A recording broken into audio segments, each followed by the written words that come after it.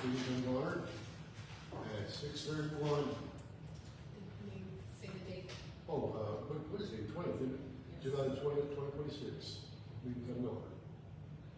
If you don't mind, we'll dispense with the prayer and the proceeds to the flag, if that's okay with everybody. All right, let's get started. It's all yours, sir. I'm sorry, you have to do roll call. Oh, Steve? Hey, easy. I'm sorry. Okay. Commissioner Eklund? Yeah. Commissioner Byam? Here. Commissioner Sanchez? Commissioner Selinsky? Here. Commissioner King? Here. Vice Commissioner Miles? Here. And Commission Head Grant. Here. You have a quorum. At least we kind of started off with levity there. I don't understand. Is it here? Speaking of sausage, we just.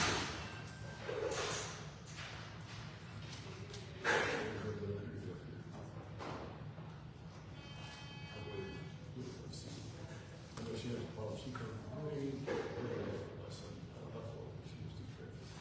For the record, we're waiting for Commissioner Sanchez to come up. Only one?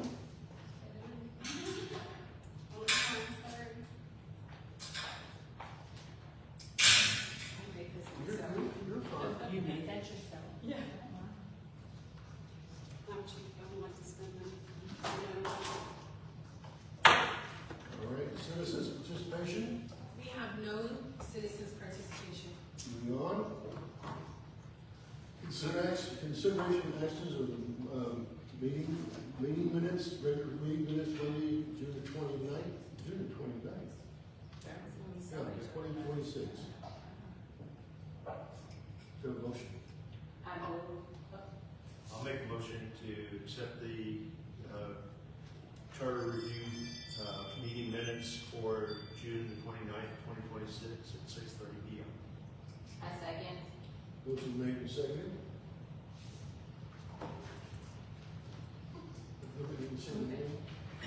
Commissioner Eklund? Yes. Commissioner Byam? Yes. Commissioner Sanchez? Yes. Commissioner Selinsky? Yes. Commissioner King? Yes. Vice Commissioner Miles? Yes. Commissioner Head Grant? Yes. Motion passes. All right. Items for consideration. Now, this is going to be repetitive. Discussion regarding Charter Review Commission legal review memorandum. Discussion of possible action choosing the next meeting dates and times. One at a time. Correct. So let's do item. Just First repeat one. item, yes. Discussion of record regarding Charter Review Commission legal review memorandum. Good. Okay, so we're gonna let, Mr. Zell speak. Hi, how's everybody doing this evening? Good. How Where'd are you you go going? eat? I'm sorry? Where did you eat? I did not get here early enough to eat because I forgot to tell my wife that I was going to do that, so she made me an early dinner. Yay, wife. I was obligated to eat twice early dinner. And Obligated. because I'm trying to watch my figure, I didn't want to eat twice. Dairy Queen's on the way home. Oh, yeah, no, I'm probably also not a good idea. But actually, there's one or two places you pick up a cold one too. I mean, you know. Next time I'll get her early enough to have dinner. I just need to remember to let her know. She's very good about the early dinners. So I did as I explained, I did a full review of the charter from a couple different perspectives. One from a legal perspective, provisions which are inconsistent with state law. Also from I found a few things. We'll go through them, and I found one that may or may not want to tweak a little bit of provision. I also looked at it from drafting inconsistencies, modernization provisions, and I also looked at it from provisions that are just extra, that I think we don't need it in the charter. It's really repetitive of what state law already is.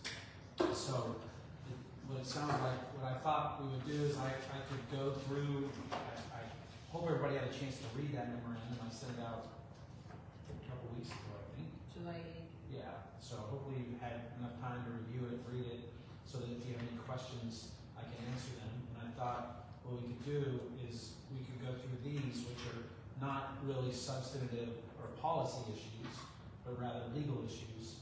Yes, sir. I hate to interrupt you. Two of us for sure didn't get a memorandum. Okay. Oh, it's in the packet. I didn't get this. So it's not here. Well, okay. It didn't Where did come it by- come from? So it would have came from the city secretary July 8th. And it's What also. email do you have for me? I sent it to your personal. I didn't get it. I'm sorry. Okay. You know, grantmike44yahoo.com. Yes, sir. Okay. And now everybody else does too. Right. Sorry, I just. No, well, I mean, that's all right. We're gonna go through it. Okay. It'll just be your first time seeing it, I guess. Can hear you. Yeah, and I can, we'll go through it, you know, methodically, it's not in a rush from there. We have 2 hours. I don't think it'll take 2 hours. We have plenty of time for you to answer questions. So, yeah. I apologize, sir. No, that's okay. Believe me, I've had plenty of emails that come in my email that I miss. And I'm like, hey, did you get it? And I always have to go back and look, so I understand. So the first thing that we'll look at is those that are in direct conflict with state law. So section 103, the annexation section of the city's charter, is completely inconsistent with state law. There's multiple provisions in there that refer to the old law, the ability to unilaterally annex. The state law has taken those provisions away from cities entirely. So section 103 needs to be revised to be consistent with state law. There's a couple of ways of doing that. One is we don't even reference annexation as power and authority because technically it doesn't need to be in the charter. You don't have to reference every single power and authority that a city has. In fact, it would be impossible to do so to list every single one in your charter. Technically, annexation doesn't need to be in there. Disannexation needs to be in there, but not annexation. Well, what a lot of cities do is that they leave annexation in. The way that they do it is they just reference by revising the section to read something like, the city shall have the authority to annex properties into the city limits consistent with state law. That way, when the legislature changes the annexation laws, which they have been doing on a very regular basis, we don't have to go back and change our charter every single time to ensure that it's in compliance with the state statutes. So, happy to answer any questions, and I'd like to get some direction on how you like that handled. As a reminder, I'll bring back language. I will draft language. I will get it to the city secretary in time for her to get it to you, and plenty of time for you to review it before the next meeting, and you can approve the language at the next meeting. So today I'm just trying to get direction on whether or not you want to make changes based on my review. Anybody feel free, please. Actually, before we speak, if we could just say our name for the record. Thank you. Thank you.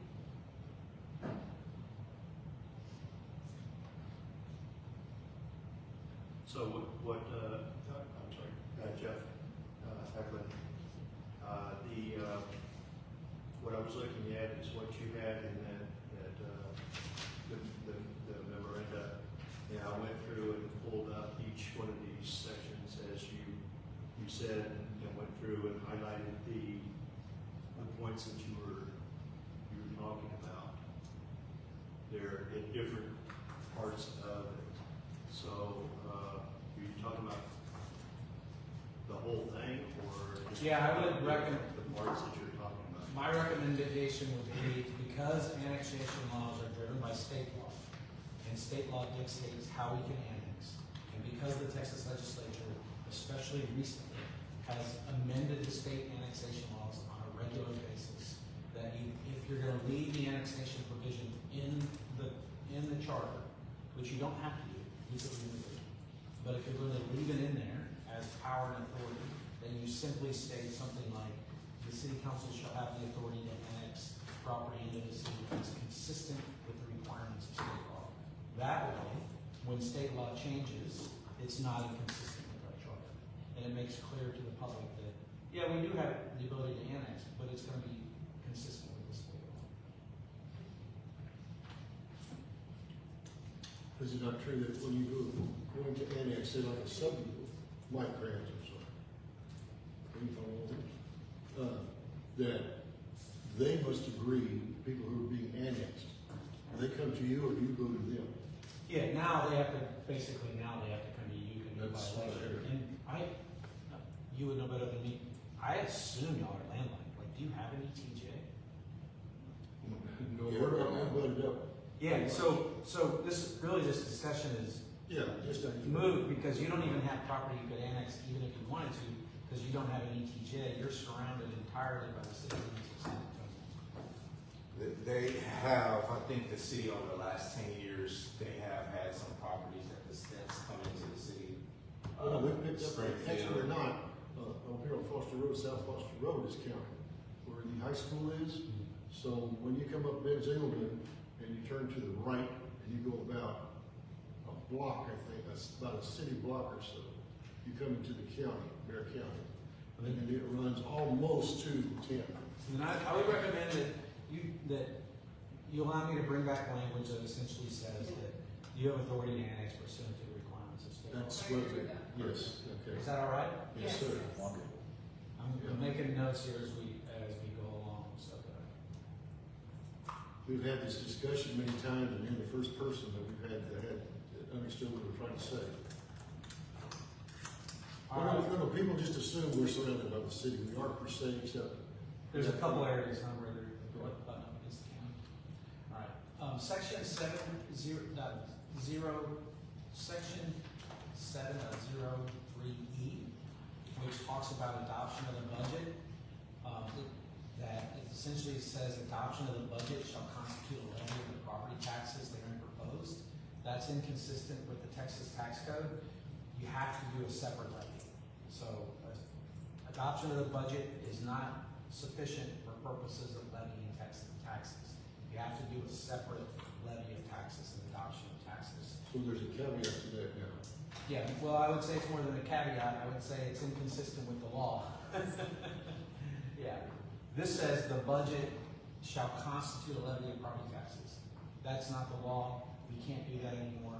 I would recommend that we amend it to be consistent with state law. So I can bring back some language that does that if everybody's okay with it. Yes, sir.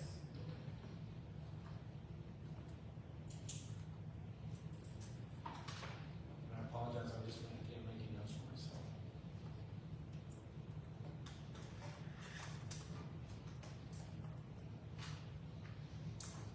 And then also in 7.03E, you have a provision that says that if the council doesn't take any final action by the appropriate day, that the budget that was submitted together with the proposed tax levy shall be reverted back to the previous year's budget. You can't do that. State law does not allow that. State law does not authorize that.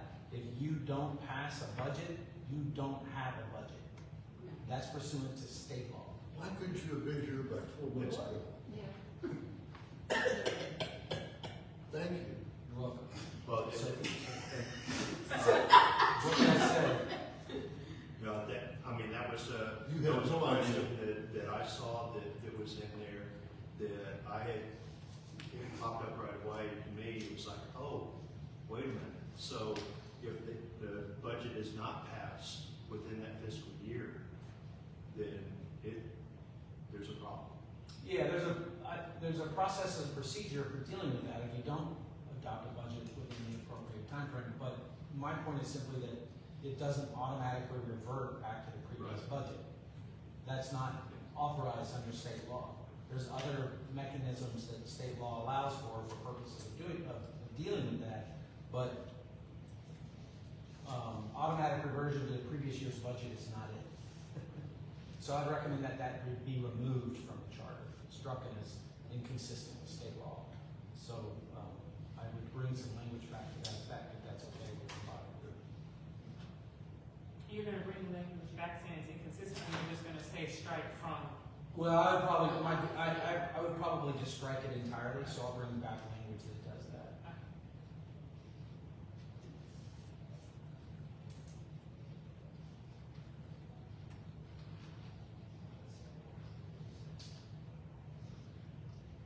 2.03 is a little weird. It's in a lot of charters, and it's not technically incorrect, but it can sometimes give the wrong impression, so I just want to point it out. There's a provision that says that the council is the final arbiter of election contests. That is absolutely inconsistent with state law. District court is the final arbiter of all election contests. As a matter of fact, all election contests have to be filed in court. The city council doesn't have any role in arbitrating elections. So we need to clean that up to be consistent with the law. So if I could bring back language that does that, that would be okay. In a heartbeat, sir. Absolutely.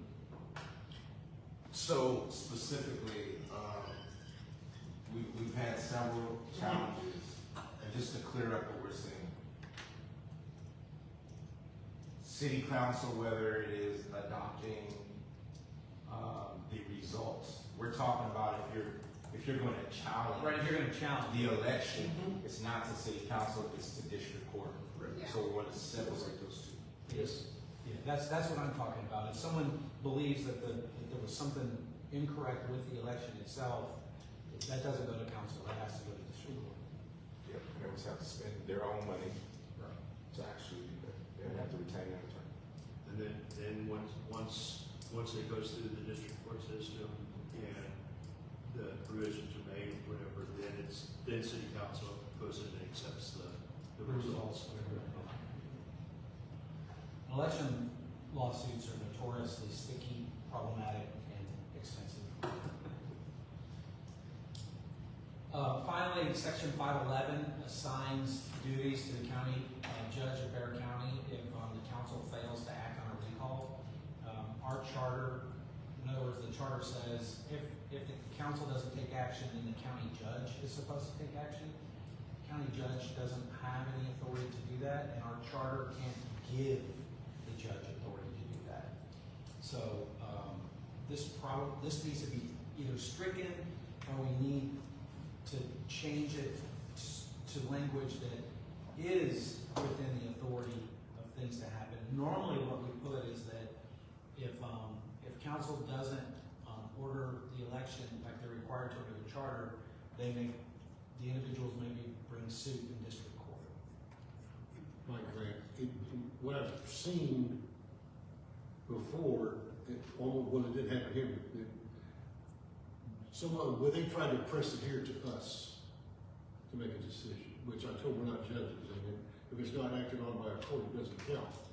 And we don't seem to get that, so I don't know, I'd rather have something that defines that a little better, so that hopefully we can understand when we read it. Sure. So let's go look at the specific section I'm talking about, which is section 5.11. It talks, and that's recall. That's where this language is at. What it says is that in case, this is section 511, failure of city council to call an election.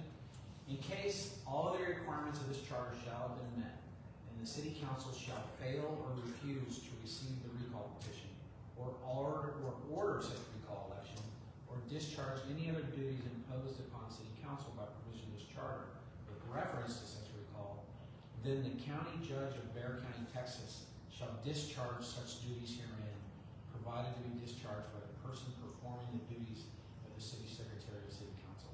So this is saying if city council doesn't do it, then the county judge of Bear County shall do it. We don't have authority to give the county judge that authority. So if that happened, if a city council got a recall petition, and city council refused to order the recall, and they went to the county judge and said, Judge, you need to order this recall election, the judge would go, I can't order the recall election. I don't have authority to do that. Am I not correct in saying it has to be the person bringing it that has to follow up on that? The person if city council fails to call the Right. recall election, Right. the only remedy is for somebody to bring suit in district court to force city council to order the election. That's And so I would either strike this section entirely, or put language in here that says something to the effect that, you know, an appropriate individual with standing may bring suit to challenge the failure to call the election, something like that. What do you recommend? I recommend striking it. Fine. That's what I recommend doing. As inconsistent with state law. Because we can't confer the authority onto the Bear County judge. Well, you which is know how many this is. lawyers we have out here, though. You don't know how many attorneys we have out here. You know, I'm sure you. What were you gonna say? So what's your preference? I saw that you maybe were not comfortable with that. I'm thinking more of devil's advocate, if it's here now and people have seen it, right? Just striking it, I think, leaves us open to having to debate it later, right? I think that there should be at least some language of guidance, right? This is what you should do, since it's no longer here. Mhm. Sure. I mean, I'm happy to do either. I will tell you that the way this will go on the ballot, there will be probably a couple other things, like the annexation provisions will be amended and revised to be consistent with state law. This will go under the same one. So there will be one ballot item that says, shall the city charter be amended to bring various provisions into compliance with state law. And so this would be part of it. This would be on that ballot proposition. Would we reference the state law for recall here, or would we just say it's being No, amended? there is no state law on recall. None. What he's saying doesn't exist. That's what they couldn't understand. No, so what this section doing is it is attempting to confer authority onto the county Right, judge. I get that, yeah, We can't do that. right. And that's why I would recommend striking it. It's not giving direction to a citizen as to what they should do. So in other words, if this said a citizen shall have the right to petition the county judge, that would be different. I might have a different recommendation. But this isn't saying that. This isn't currently giving direction to citizens as to what they may or may not be able to do. Right. This is attempting to confer authority, which we cannot do, which is why I recommend striking it, because we just don't have that authority. I would just show as we're flowing through, like, all these first ones are the difference between inconsistency with state law. Yeah, So, I understand that. My concern is citizens have seen this, right? And so the citizens are thinking there's a process for recall, regardless if there is one or not. I didn't know state didn't have a process for recall. But regardless of that, when you take it out and someone has seen it, and there'll be copies of this old version somewhere, right? My concern is that someone will see it and say, oh, well, what should you, we need a recall, what do we do now? the recall is in the charter. Yeah. The recall is not changing. Recall is set by the body. Recall is not changing. But this process in which we're saying, oh, you can go to the county judge, doesn't exist. Yeah. We're saying we can't. So to keep it in there, We're not saying, that's not what I'm Okay. suggesting. I'm not suggesting keeping it. I'm not suggesting not aligning with state law. Okay. That's not what I'm suggesting. I'm simply suggesting that, if we get to this point of the recall, right, this point of the recall, so we're past the regular, we went through, it's not being adapted, right? So we get to this point, people don't know what to do, so they're gonna go and look in the charter to see what they can do. And in the charter from today, says that they can, a judge from Bear County should do it. If we just take it out and say it's in line with state law, right? What do they do then, right? Like they don't have any guidance to what to do when we get to this point in the future. That's I'm not saying change the verbiage. I'm not saying make it something else outside of state law. I'm simply saying this still exists. We're in the internet age, right? So this will exist somewhere, and someone is going to reference it and saying, oh, in 2026, we could get Bear County judge to do that, even though it's not right. We know it's not correct, but that's what it said in that charter, which right? you couldn't. That's why we're changing it. Right. You couldn't. And again, So, Right. I'm not saying. Well, we could leave it in. I understand what you're saying. Yeah. And I'm happy to do whatever the body decides they want to do. But leaving it, I know you're not saying leave it in, but if we left it in, and they tried to go to the county judge, they'd be like, why did you have that in there? Because we can't go to the county judge. So really, we're not changing what they can or can't do. We're taking out something that clearly, that misleads the public into something they can do. We also have initiative provisions in here, and they don't have, something must have happened with recall, that's the only thing I can think That's of. what my thought is, something's going to happen. Because we have, my point is because we have authority for initiative too, but there's nothing in here about what if city council doesn't order the election on the initiative. Only for what if city council doesn't do for recall. So that's why I'm like, something And there's no state law, right? no, there's no state law on either. Right. Well, the state law on them is, yes, there is state law. I guess, let me back up my comments. There's nothing in state law regarding the process for recall or the process for initiatives. Okay. There's nothing in the state law for that. There is something in state law for how to handle a situation where a city council refuses to act. Okay. That is in state law. Okay. All right, Okay, then I'm fine then. Yeah. If I'm there's sorry, something- I did so not if- communicate My very well. mind, Yeah. you're saying there's no state law, so there's no governance, right? Yeah. There's no governance, there's no procedure, if there's no procedure, then we're gonna have an outcry. Right. That's my thought process, and I'm trying to avoid that outcry. Makes perfect sense, and I did not communicate very well, and I'm sorry. about If that. I may, when that was discussed, it's not this last, but the one before, what was supposed to come out was the fact, and either way, my thought was that you can't give legal advice in your charter. And that's exactly what you're trying to do if you tell them that, in other words, from the lawyers that I have been associated with, it is up to the person doing the filing to find the information on their own. So consequently, if you strike it, then that takes away any type of form of advice. Yeah, and I I don't would want to give them any advice because it's not germane to us to do that. If they're going to go to the cost and all the trouble to try to attempt to file, it is up to them to go to an attorney, and we don't give any direction of any type. My concern with this is just that somebody might try to go to the county judge and then you'll be like, well, why is this in our charter if we can't do that? Well, we That's do what's this. gonna- I'm okay with this, right? So next is this provision, and I'm just gonna go straight to provision 5. You can read the entire memorandum. So provision 5 under section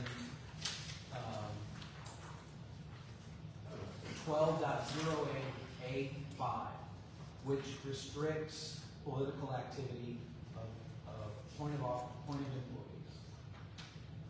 Section 5 is probably fine, but there's got some loose language in there that I would like to maybe try to tighten up. And so to ensure that it's clear with respect to what employees can or can't do within the confines of what we're authorized to prohibit under the Constitution. And so what I'd like to do is bring some cleanup language to you to clean this up, to make it it's on the edge of whether or not it's constitutional or not. So I'd like to bring back some language that is clearly solid, that makes clear what an employee can or can't do from a political standpoint. I'm happy to answer your questions.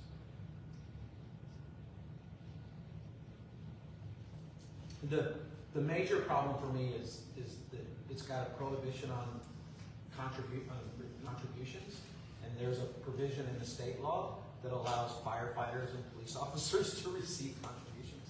And so I'd like to clean that up as well to make clear that this is not applicable to those organizations that have a statutory right. And that would be like, other than, that's what I was trying to figure out. When you say like firefighters and police officers, Yeah, so Well, Texas Local Government Code, I'll just pull it up so that I'm not okay. trying to remember off the top of my head. 143.086. So let's go to that provision.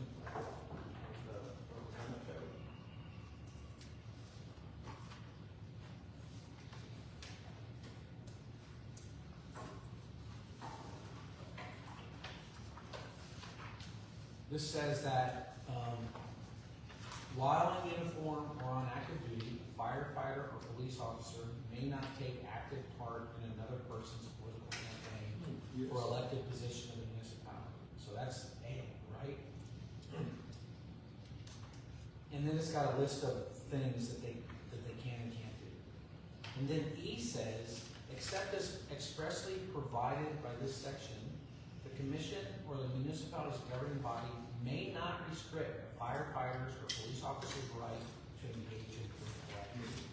So our charter provision is written very broadly to encompass all employees of the city.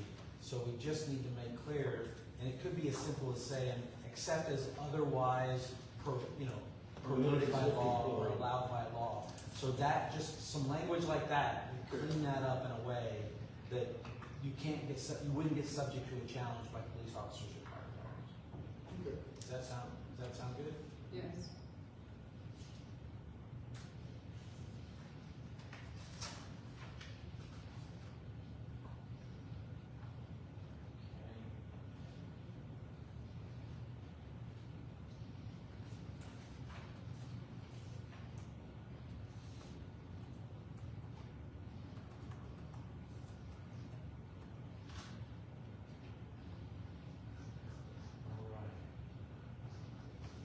So that's all the legal issues, issues that are inconsistent or problematic under the law, either constitutional or statutory. So next are some drafting, internal consistency, and modernization issues, and these are all mostly policy type questions as to whether or not we want to address them or mess with them or not.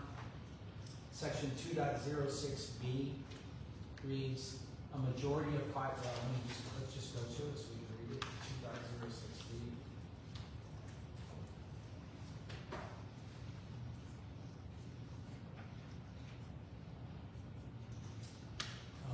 Forfeiture of office, 2.06B.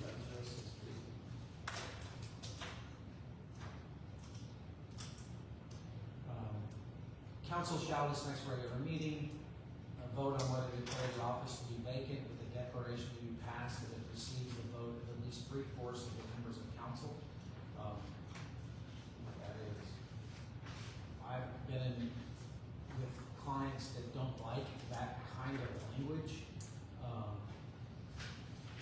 So sometimes it's easier to just put the number, what the number required is, but it's not necessary. So I'll just take your thoughts on whether or not you want to do that or not.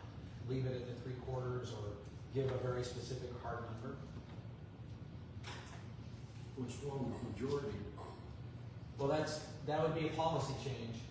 That would be a policy change because right now it's not majority. So if you want to discuss it, I'm only discussing it as a. Well, I understand what you're saying exactly, and that's what I have a problem with.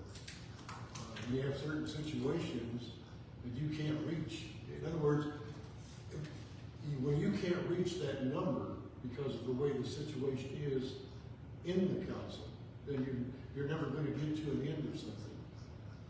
If you understand what I'm saying. Yeah. So I would much rather you go to the language of majority, plain and simple. And if Well, you- that's a different discussion. Okay, that's what I want to find out. That's a different discussion completely. I'm only talking about whether or not you want to change the language to go from 3/4 of the council to a vote of 6. That's all I'm saying. I'm not trying to change policy here. I know you are. No, I understand. And we could put it on future agenda for purposes of changing Yes, I would policy, like to, because- but that's not what's on the agenda right now. Okay, no, I would like to put that on the agenda because the way the situation is right now, we can't achieve that on a lot of issues.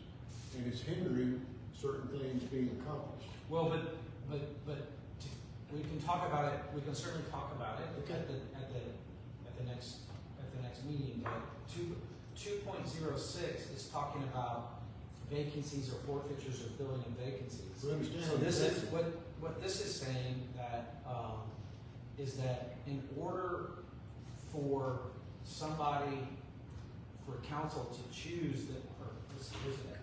6. In other words, for forfeiture, this is for forfeiture of office. I understand. It takes a supermajority Exactly. to require somebody to forfeit their office. Exactly. That's pretty common policy amongst all charters, because if it just takes a simple majority, it means it's usually used politically. It's that extra Okay. supermajority that ensures it's not a political So- action, it's an action really based on vacancies. So But we here, can discuss that at another meeting, because it's not on the agenda. so here you're just trying to make sure people don't have to do math, right? That's Right. exactly what I'm trying to do. Yeah, so I'm all for a whole number, Yeah. yeah. But okay, if you want, the whole number is fine with me too, except for the fact that I would like to discuss that, because to be quite honest, and just the way it works, it has been for about, I'd say almost 6 years now, you cannot achieve that number. So right now he's proposing No, to, I understand, but yeah, I get you. So we could, Again, we're gonna put that number in, the whole number, but we're gonna come back and he's not discuss it. changing the number though, that's what No, he's we're gonna make it 6, I understand. Yeah. No, I don't mind the 6, but it's not for discussion later, is what I'm asking. yeah, we could certainly, I'm not in charge of the agenda. It's whatever. all right. Yeah. It's okay. My guess is that we'll go through each article, and then That's that'll fine. be properly posted on the agenda, and you can raise that issue when we get to it. Thank you. In the transmittal preface, I don't know if y'all want to leave historical provisions in your charter or not. Would you like to leave historical provisions in your charter? A lot of folks do. Oh, yeah. What does everybody else think?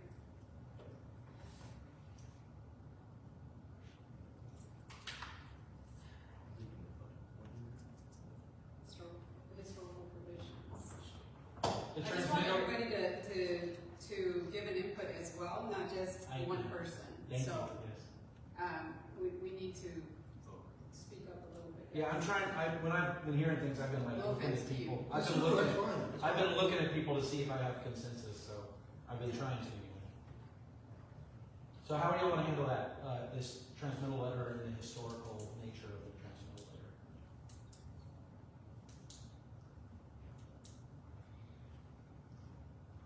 Is everybody in agreement? Yes. Yes, yes. Yes, sir. Because a lot of folks do, they like that. Well, you need to retrieve and retain things. It's just what you do.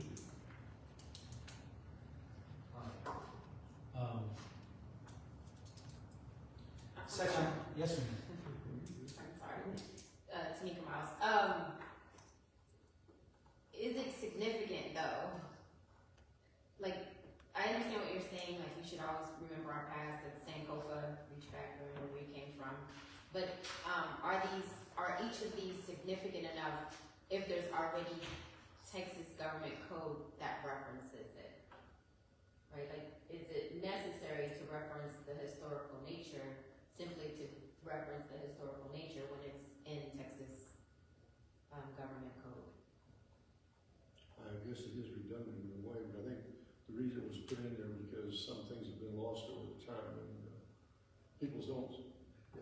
We have had just in the last 6 years, so many changes in staff and different things. And, I mean, quite honestly, a lot of things have been lost. I don't explain it well. Our city secretary, we finally got to one that we can work with and is doing a heck of a job. Prior to that, for about almost 3 years, we were in a quandary and a lot of things were just lost. Just the best word I can tell you, okay? I mean, here, you see, the thing is, and I know I took great heed to what Charlie said about, nothing I'm saying is trying to be personal, it's no names or anything, it's just what happened.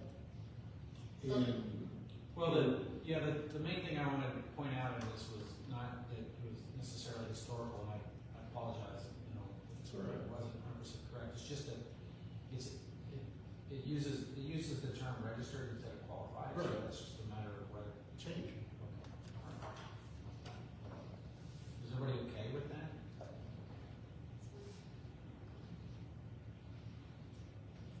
What about the reference to, very, very old reference to Article 1175, Chapter 13, Title 8 of the Yeah, the Revised State Statutes of 1925, does that have to do 1925? is that Kirby? Is, like, No. No. right?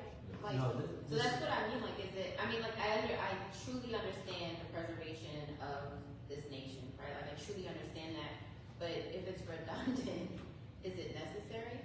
And it's not even accurate anymore, because so Article 1175, Chapter 13, Title 28 of the Revised State Statutes of 1925 was the original statutory adoption by the legislature for home rule cities. That's what that was. Okay. All that's been codified now. It's not even, those statutes don't even exist anymore except for historical purposes. It's all been codified in codes, so it doesn't even exist anymore. That's on me, then I misunderstood that. I thought that meant preservation current. No, it doesn't even exist anymore. I didn't know that. That's my. So I would recommend that you just delete it, Yeah. because if someone was to go look for this, they would have a hard time finding it unless they have access to old hardbound copies Unless you want to go down to the or an dungeon. electronic library like Westlaw or something. I see what you're saying now. So I didn't understand it behind that. So I get you. I want to make sure, is everybody okay with this? Yes, I am. Yes.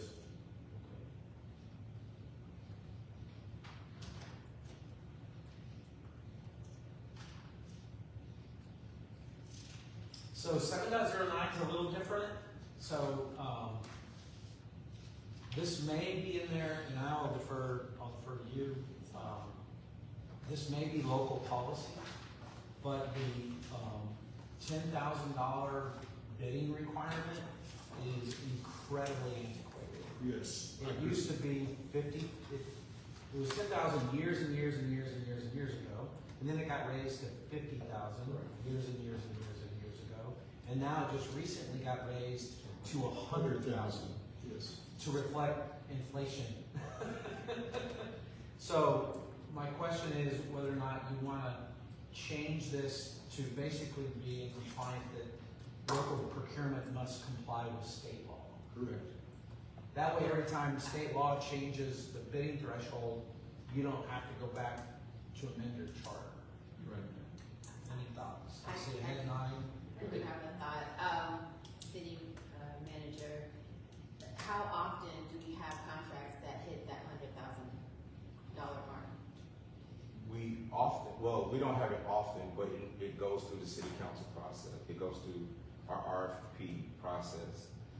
Where we were getting into issues when I came back in 2025, in February, we actually took it from 2,000 and 5,000 to 10. And that was a fun. And it was, and so taking it to 50 from taking it and using the state procurement would allow us to be able to move through some of the things. Yeah. So let me I guess give a little bit of. This is my experience. So the problem with it's not a problem. A requirement to utilize the statutory public procurement laws are that you end up spending a lot of time, energy, and money on something that is $15,000, and it takes you in other words, you spend more money than what's necessary going through the procurement process than what it actually costs, right? Most cities, and I assume Kirby does, have their own internal procurement requirements if it's less than the public procurement requirements. In other words, if it's $10,000 or less, it can be done simply by going out and getting 2 bids. Correct. Right? And if it's $50,000 or less, you have to get 3. There's probably separate procurement requirements that have to comply with, but you don't have to comply with the state procurement laws, which are more complicated. Yeah. That's what I was asking. So some input on how you want to handle this. I would go with the state requirement. In your experience, everybody pretty much is going by the state requirement anyway. Yes, everybody, yes, they're all, yes. Maybe we're here, well, but right now, I'm gonna check. Yes. So when, running by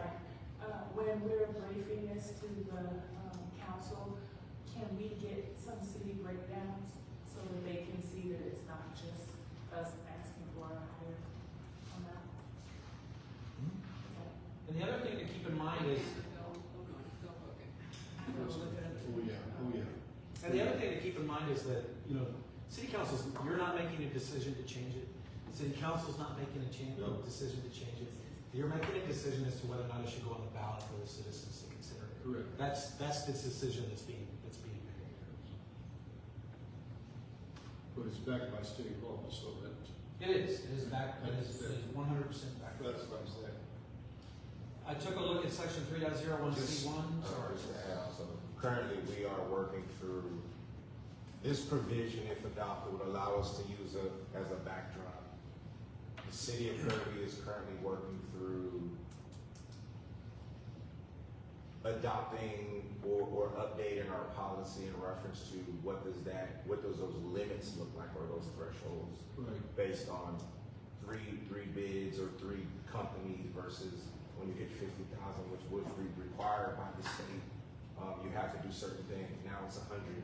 And so, if you watched the last city council meeting, there was some conversation in reference to monies from the community development block grant in reference to get flooring done, what should be done, and we refer to the county's procurement process and the state procurement process. So we're currently working through that. So this will allow the city to, yeah, not, it won't handicap us, I guess is a better word.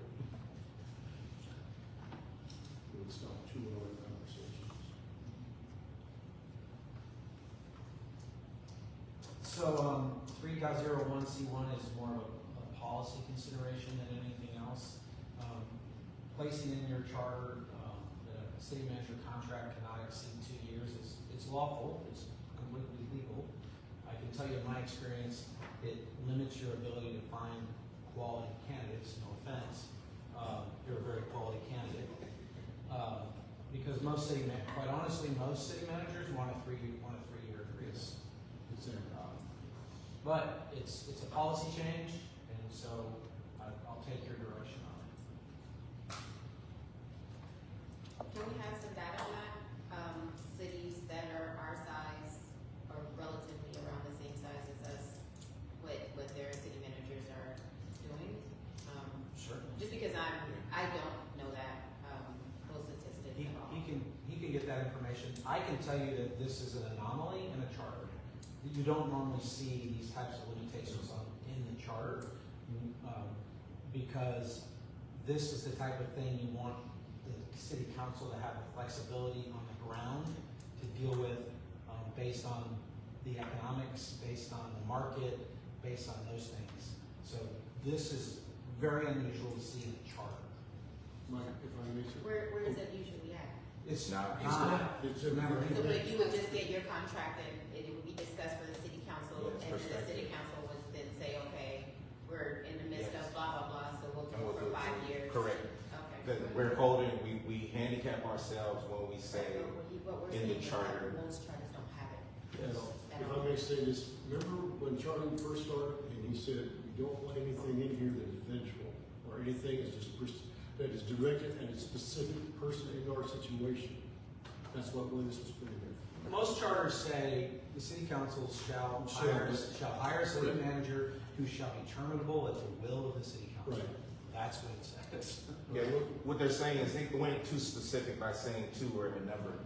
You don't want that in your charter, because that means the city council could not change that if you had a great candidate. And the candidate says, I'm not gonna move my family here from New York to Kirby, Texas.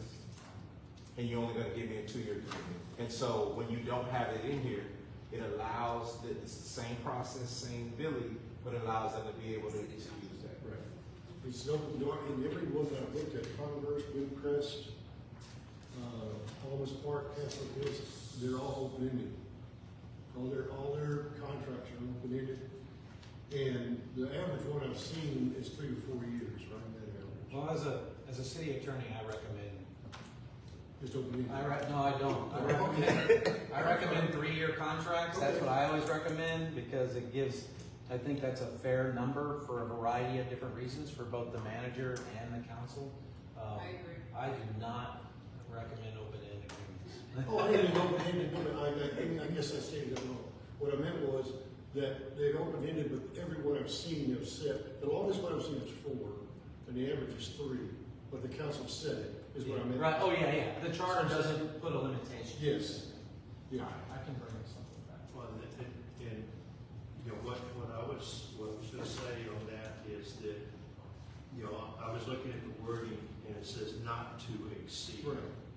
And there's where we come in, because I can understand, you know, a limitation of a 2 or a 3 year, you know, with the provision of a review for extension on there, you know, so, you know, I mean, if you're putting it in bold, you know, saying, okay, no, it cannot exceed, you know, and you do have a candidate that is successful for the city, you know, then yeah, you're creating a lot of limitations there, you know, and I understand, you know, that in a 2-year period, you're gonna wanna have a review to say, okay, you know what's the pluses and minuses of this? Yeah, Dr. Rollins said it best. You really limit yourself because city managers recognize that it's a political atmosphere that they're coming into. Yes. And if they've got kids in school somewhere else and they're gonna uproot their family and they're gonna move their family to a new location, they wanna make sure that they have usually a minimum of a 3-year commitment from the council. So you really limit, I think, your ability to bring in candidates. So what is your suggestion for the verbiage? I'm gonna bring something back and then you guys can tell me to change it. But we could strike it, or we could write something that says, you know, shall be terminable at the will of the council, which also strikes it. So I'll bring back something for you to look at. 3.03, I don't want to go through the details of it because it really has to do with statutory language in terms of municipal judges and the clerk.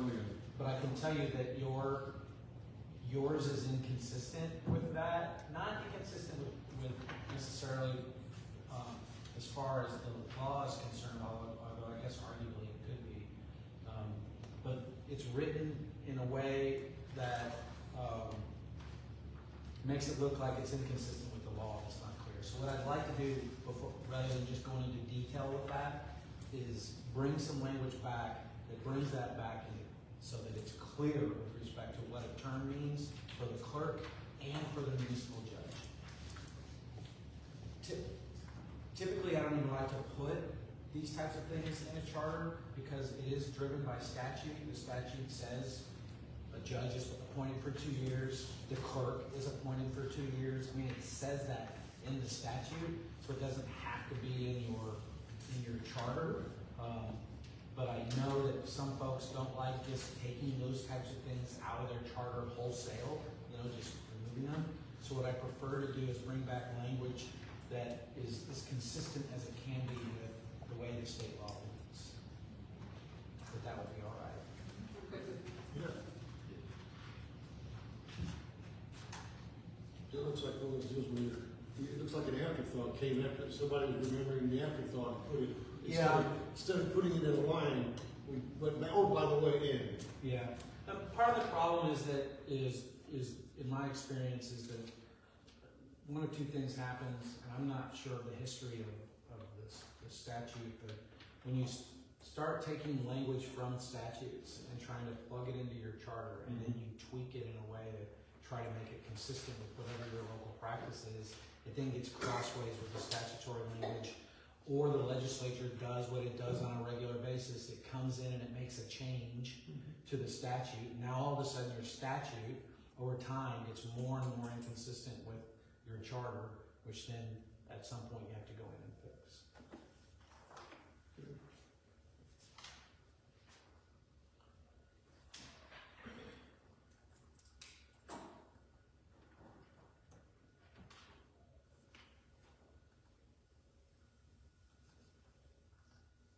Okay. So all of section 3, and I don't want to go through all of every every single one of these, because it really comes down to a huge policy decision on your part. There are multiple provisions in here that are just completely unnecessary to be in your charter. Section 1.05, let's just go pull up section 1.05. And I'll give you an example. Can y'all pull up section 1.05 in your charter? See that long paragraph? General powers. And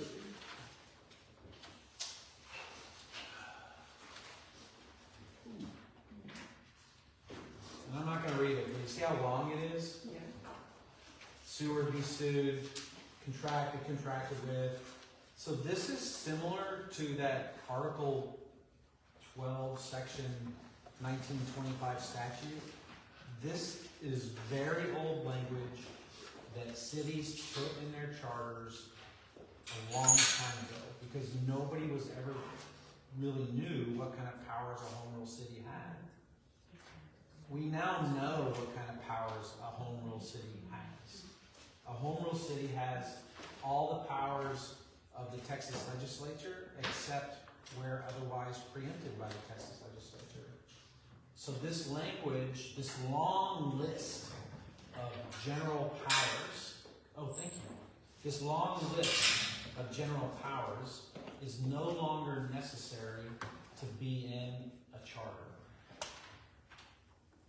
And you have lots of language in your charter like this that is antiquated, that is a list of the enumerated powers that's not necessary to be in there. And so, for example, with section 1.05, my recommendation would be, if you're trying to modernize your charter, make it shorter, make it easier to read and understand, is to change this to say, the city of Kirby has all the powers vested in it under the laws of the state of Texas, including the Constitution and statutory authorities. Period. And yes, That's my all words. it has to say. Yes. It doesn't have to have this long list.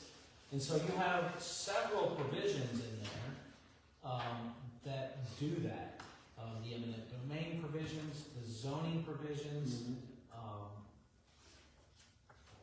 and other provisions that are occupied by statutory provisions of law that just don't need to be in there. It's just repeating the statutes. And as we've discussed, repeating the statutes can be problematic because statutes can change. The legislature, unfortunately, meets every 2 years, and they're making changes all the time. So if you have, what I guess I would ask is that if you are amenable to looking at modernizing and and making your charter shorter, I can bring those changes to you, and then you can make those decisions when I bring you the language. If everybody's okay with just the concept of making it shorter and easier to read. Yeah, I agree. An abbreviation, cut it back. Then with that, I'm done.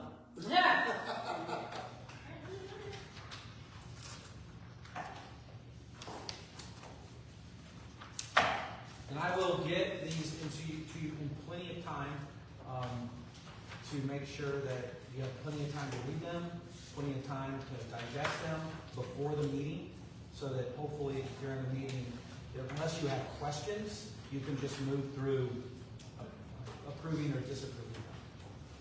Sounds good. Thank you. Okay, I'm not great, huh? So, now, there's other things in the charters, it is that, well, for instance, I would like to see discussed, certain things that I think need to be addressed and brought up to speed and a better clarification. And quite frankly, one has to do with the censuring or speaking to a council member. And because it's from what it was before, it got gutted pretty good. I didn't realize it. And that's why I brought Robert's Rules of Order, because we have always run by it also. And it's very, prior to a couple of times ago, the verbiage was completely different. They from moral turpitude for one, and that's, I think, if I'm not mistaken, because it was obliterated. I'm gonna ask, I'm not trying to, since there's nobody else in this room, how did the thing for nepotism just get obliterated? So, not on the agenda, so. No, I'm talking about the copy that we got. When I went and printed it out, it wasn't there. Yeah, so it's not on the agenda for discussion. Okay, but that's not, okay, so, let me back up. What I usually recommend is that I will give it to the city secretary, and she'll and the city manager, both of which will have an idea of how much time might need to be spent on particular articles, because they have a feel for what the issues are in the community. And we will list those on the agenda for purposes of discussion and possible action, so that y'all can discuss them at how you want to. And then based on that, so if my recommendation is always that if individual commission members have a specific issue that they intend to raise with respect to a particular article, right, that they give that to the city secretary, so that the city, with any information that you have about it, and the city secretary can then distribute that to the entire commission, so that they are prepared for and understand what each individual commission members might want to discuss. That's what I wanted to get to, because I don't care, I'm not, they need to go strictly to her and tell me what it is and what verbiage you want to change or what you want to look at. Because I have a couple of specific things that I want to look at, and I'm quite sure that hopefully, some of y'all may have your own some things too that you want to discuss and look at. So please, just take it to the city. So for example, Article 1 will probably take, I'm sorry, go ahead. Thank you. I didn't see yours. I just think y'all are going back and forth, and we need an opportunity to be able to speak as well. Because we're at the end here, and you said you want to be out of here by 8 o'clock every night, or on the nights that we're here, so if we can get these last 26 minutes. Well, no, 8:30, we got here at 6:30. Okay, so we have 2 hours. Okay, I was like, we're not gonna be able to finish this in. Will we be able to go around robin and say what we would like for Ms. Christine to put on the next? I think, It's called for in the actual meeting minutes, number 7. It says request by members for items to be placed on the future charter review commission and announcements on city events. So Dr. Rowland has put the city events. I want to be able to say what I would like to put on the next meeting. So, And I will send you the presentation piece that I have. yeah, is that boilerplate language from the council? Okay, so that's boilerplate language from council. Y'all can do whatever you want, but my recommendation is, in my experience, is that we will go article by article. So each meeting will have discuss and consider Article 1. Okay. Discuss and consider Article 2. Oh, I'm at Article 1. Yeah. Today we'd be at Article 1. Yeah, and Article 1 really should not be, I wouldn't think is that problematic, because it's all boilerplate language that's going to be condensed down into something pretty simple. The meat of it's going to be in Article 2, where we talk about city council, Article 3, and and so like tonight, we can go, okay, well, why don't we put Articles 2, 3, and 4 on the next agenda, and then we may not get through Articles 3 and 4 completely, but at least they'll be on the agenda for discussion. And then if y'all can email the city secretary anything in those articles that you would love to discuss with the body, she can then distribute that to everybody so everybody knows. Okay, Article 3, Commissioner, your name's right in front of me, I'm sorry, that, we'll want to talk about term limits, for example, and then everybody will be prepared. Okay. And that's typically how we do it. It ends up being very efficient, and everybody knows what's going to be discussed. Thank you. And I wanted more clarity on Yeah. how because while I do value historical information, we're moving forward here, and I do not want to spend 10 or 15 minutes every single line item going over something that happened a few years ago. While I do respect that it happened, and we've got our knowledge experts on here to help us, but we've got to get through. Yeah, no, I agree with you, and how fast y'all get through it is up to y'all. We got 6 months. But we will do it in a way that everybody knows what's coming up for discussion and can be prepared for. Okay, thank you. Just for the commissions. So hopefully the format in which we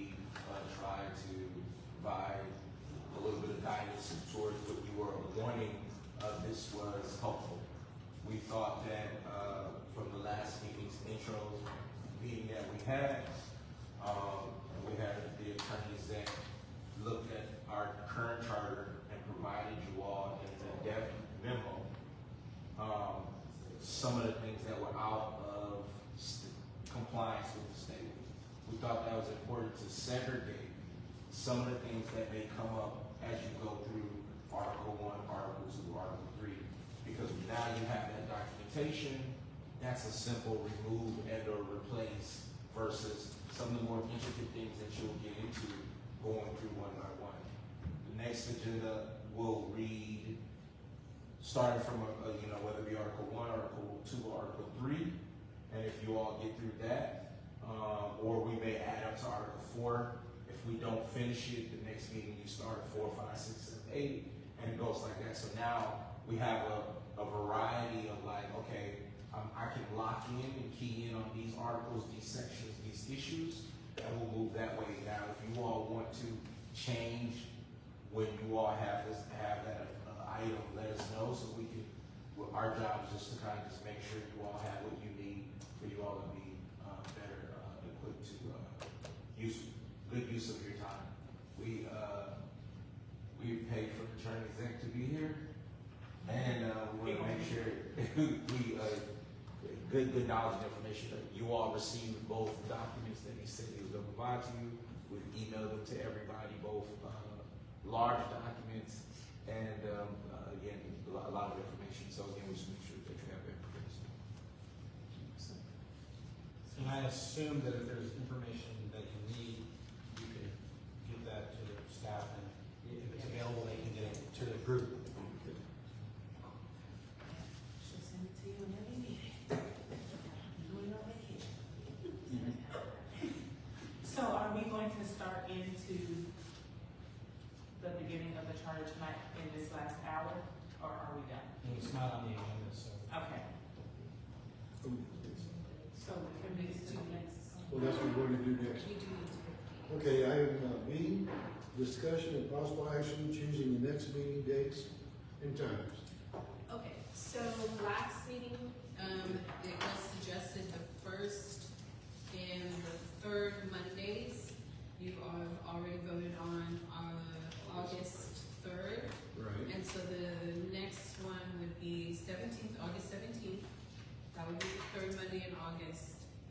And the first Monday in September, City Hall is closed. Yes, ma'am. I cannot do the first Monday of the month. I have a prior commitment, I stated that. That's right, you told me that. Okay, what have we got on the 10th? I can do like the first Tuesday, any day but the first Monday. Okay. I can respect that. The 10th is a beautification. Okay. Beautification. What's the 4th, the Tuesday It's a day? Tuesday. First Is Tuesday. that something that you can do, sir? I can't do any Tuesday. Yeah. Yeah. I was gonna say, these are restrictions on, Yeah, he's got, so for you, it's what days? That's what, yeah, that's, the third Mondays are good for me. So the 17th? 17th, yeah. Okay, the 17th, and And other than, honestly, in September, the first Monday is a holiday, so. I'm talking about August here. Because she can't do the 3rd, so let's back up. Oh, okay. Let's start with the Actually, 3rd. We already got. We already got the third. Right, the third. It's already booked. It's already voted on.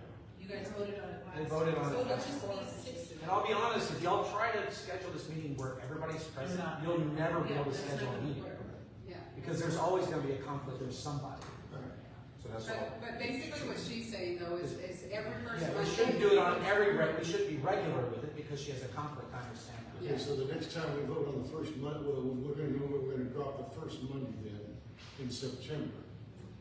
Yeah, that's a holiday anyway, so you. Yes, I was gonna I say. don't think it's a good time to. Yeah, so we got that one made. All right, so we need the second date in August. No, September. no, The first day in September. I thought August we were doing 3rd, 2 a month, August 3rd is definitive, we can't change it. right? And So then the second date is August 17th.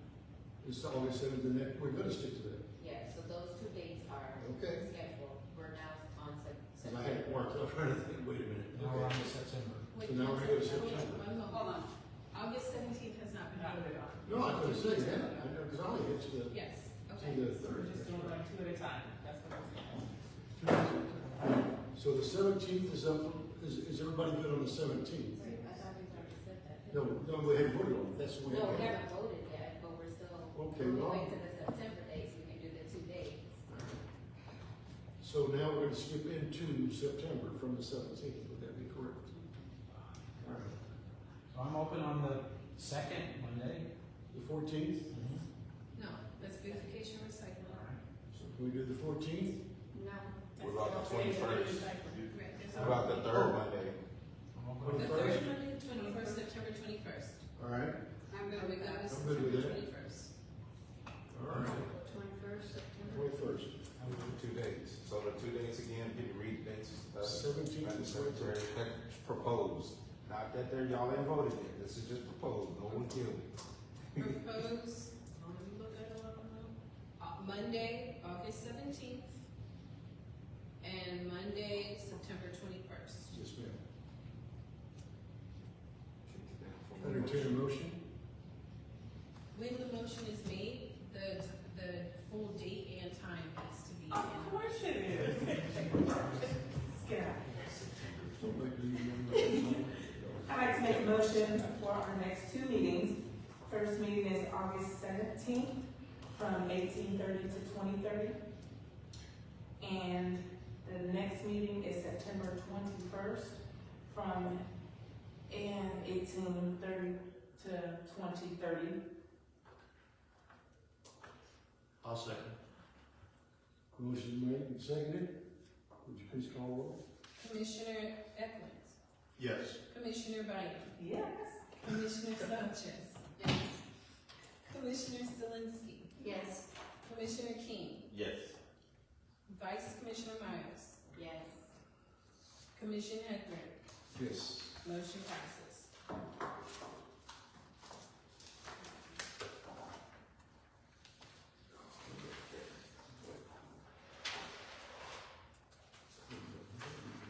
Let's see.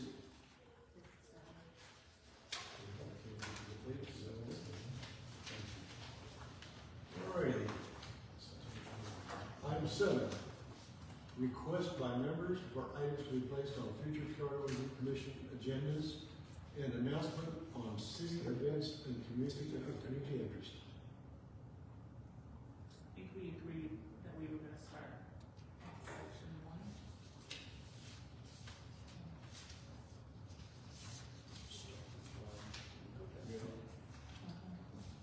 Did you say 1 through 4 or just 1 and 2? Articles, we can put articles 1, 2, 3, and 4 on. Okay, I make a motion for our next meeting to have articles 1 through 4, Just request. a request, Yeah, just request it. Yeah. please. It's not an item of action. Okay. You, sir? I'm fine. You, sir? Good. So, It's fine. I'm okay. you sure? Yes. I'm good. And then I promise you, the next meeting, the only time you'll hear me speak is when you ask me a question. No, it's great. We're doing it now.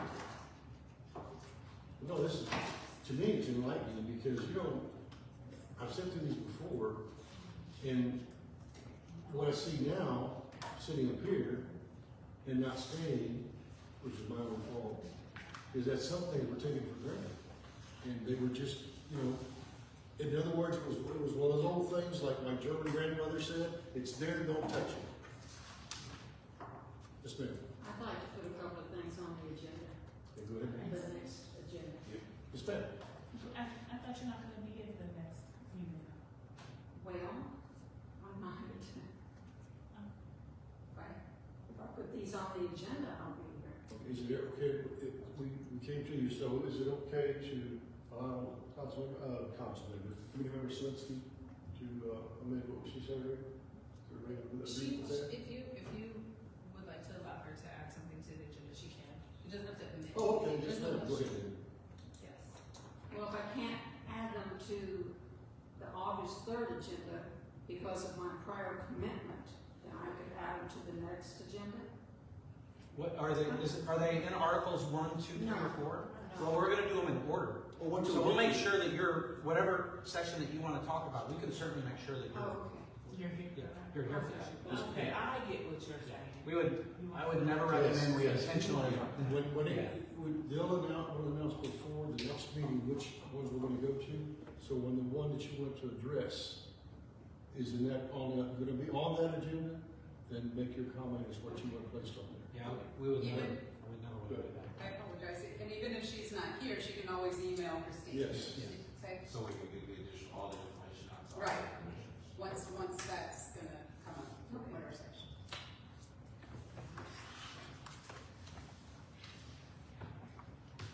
Is there any further business? Make a motion to close.